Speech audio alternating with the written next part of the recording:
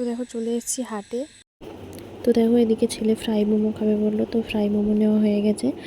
আর বাইরের দৃশ্যটা দেখো দারুণ লাগছে।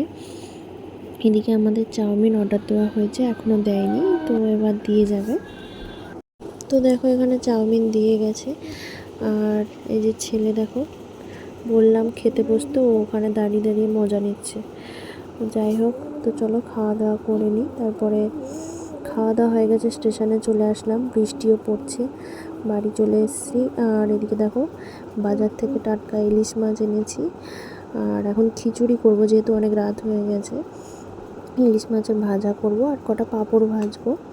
তো এদিকে সবজিগুলো গুছিয়ে রাখলাম। আর এদিকে এই যে খিচুড়ি হচ্ছে, মুগ ডাল মসুর ডাল মিশিয়ে গোবিন্দভোগ চাল দিয়ে খিচুড়ি করব।